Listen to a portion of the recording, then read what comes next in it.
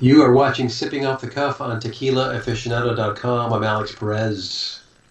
I'm Mike Morales here in San Antonio, and Alex is at the Area 51 of Tequila. Area 51. The Area 51, and you can see he's destroying the webbing and the netting, the protection of Hacienda Mercado. The Mexican protection. It's called, yeah. The bottle protector. The bottle protector. I don't know what that does. It just kind of looks cool.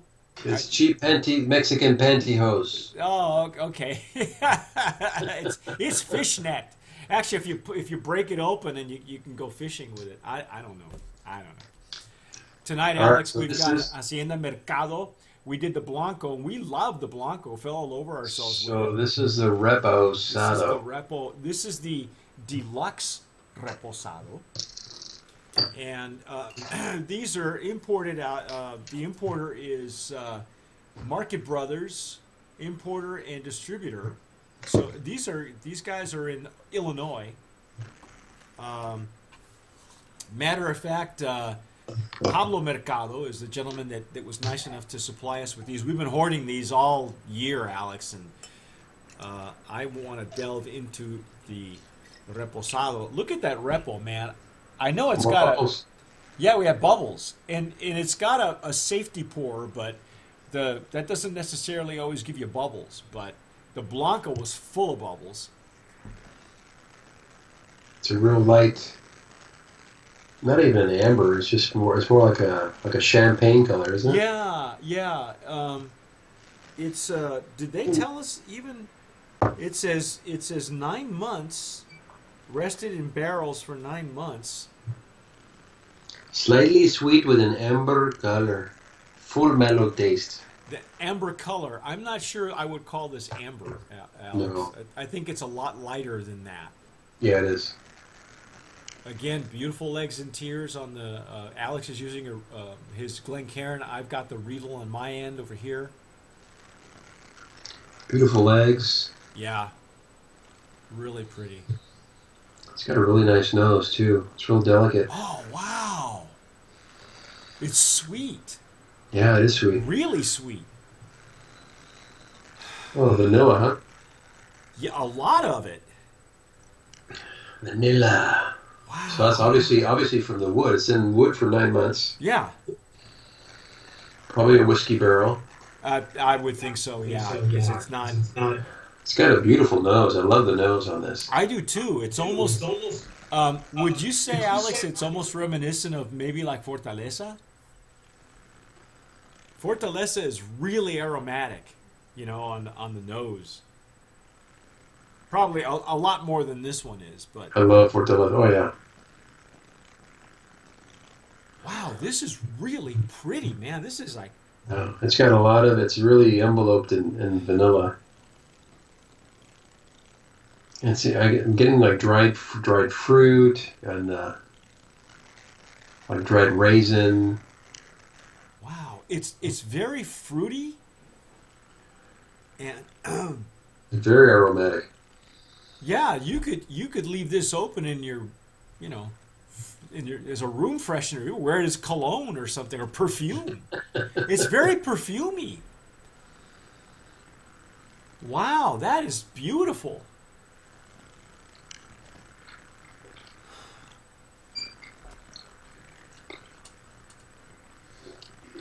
Wow.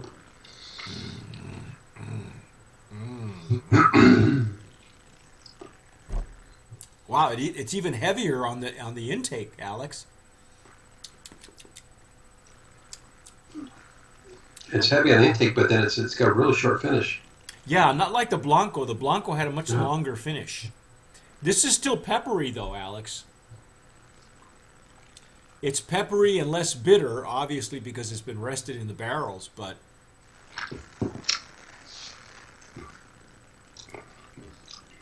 It's really consistent. It's a really different Reposado than I'm used to. Yeah, it's not really heavily... There's not a whole lot of wood as much as there's all the other things that the wood imparts. I don't know if that makes any sense. It doesn't taste like like you're drinking a 2x4, but you know, it's very it's very aromatic, and the flavor continues.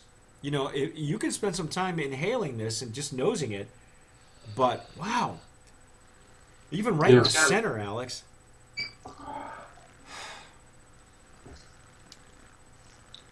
You don't want to shoot this in your plastic horsey. See how the horsey comes off the top there? It's kind of like a shot. They give you the shot glass with purchase. It's like a shot glass. It is a shot glass. Yeah. Well, it's got the 1 ounce marking on it. Yeah. Well, this is way too pretty to put it in a plastic shot glass, and it's great. It's a nice gimmick. It is. It's rather gimmicky. But the tequila is not. It's really different. This is a very different type of reposado. It's not your typical reposado. Well, the Blanco wasn't typical either. No. Not Great typical. nose. Not typical Los Altos. The gnome is 1548. Grupo Tequilero de Los Altos. So it sounds like a co-op. But they make maybe 10, 11, 12 brands out of there. Never heard of any of them. So Alex and I, off camera, said, well, maybe it's just Mexico only. The only one that I've heard of is Ajayeto. For some reason, it's now listed there. Ajayeto's had a very strange lifespan. It's been Ajatoro, Ajayeto, Ajatoro, Ajayeto.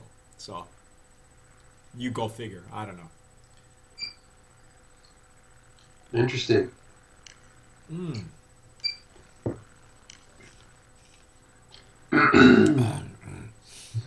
It's very perfumey. If you spill any of it, you'll smell wonderful. Now on the palate. Yeah, but on the palate, it's very consistent with the nose. It's not often like that. On the palate, sometimes you'll get a lot of other stuff, but whatever you're getting on the nose, it is very predominant on the palate, on the flavor profile. Slightly sweet and tingly finish with. They're calling this pomegranate. Pomegranate. I don't think so. I don't know. I don't think that's what I'm getting some type of tangy fruitiness, if you want to call it that. But it's more citrusy, I think.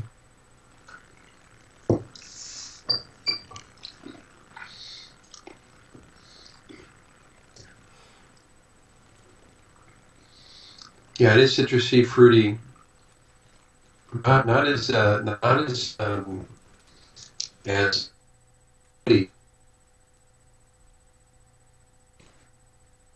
expected it for being in wood for 9 months to be actually even a little smoother too. Yeah, it's still. I think it's still representative of the Blanco, but it's got this extra layer that. I'm going to say it's coming from the barrel. But it's really unusual, Alex. It's like the last time I've had this kind of a flavor out of a barrel, it was tequila that was aged in a wine barrel. It almost tastes like it's been aged in a wine barrel. But that's not what the information says to us. So aside from that, they're calling this pomegranate and agave. I think I wouldn't call it pomegranate. I wouldn't go out that far. But like a wine barrel of some sort, like grape wine of some sort. I see what you're saying. Like a rosé, like a heavy red or something.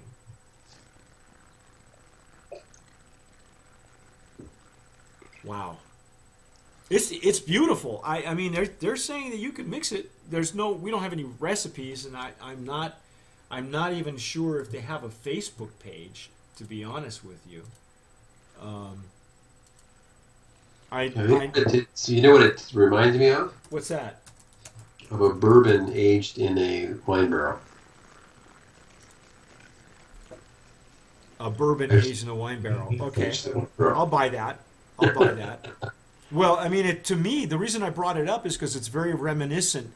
In a much lighter way. To me, it's very reminiscent of Dulce Vida. Their 5-year extra añejo is polished or finished in a wine barrel, Right. and from Napa Valley, and it just reminded me. It just I can't pin it down, but it was just very similar, to that. Obviously, the 5-year extra añejo is more pronounced. It's 100 proof. It's 55 ABV. I mean, Right. so Right. it's No, I agree. much stronger. I agree. They do have a Facebook page. There's also not much information there either, but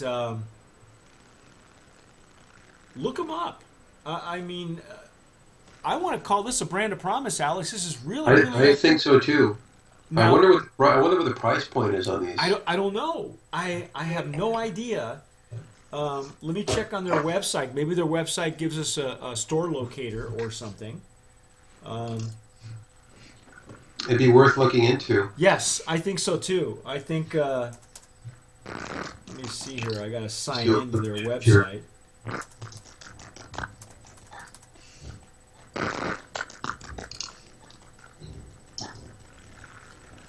We're doing our handy dandy searching here. Yeah, What's that? yeah, that's music. Be prepared to turn that off. Okay. Really? No. Goodbye. Oh no. Products, photo, blue agave. They're on Facebook and supposedly Twitter. Hacienda. It's not Hacienda Vieja. I don't know. I can't find it. I found it on from their Facebook. They have a link to their website. Does what's his name have it down in San Diego? Well, I don't. It's not telling me where I can get it. It's basically this. This. What we have in our hands is what is on the website. I think. I mean, it sounds like they're very proud. They have a process on their website where they show you. Wow, they give you the whole rundown of how they do it. Juice ferments in a natural way on its own pace. Yada yada yada. Yada yada yada. Yada yada yada. So if you can't rest your horse head shot glass on the bar, that means you are not drinking it. Really? Okay.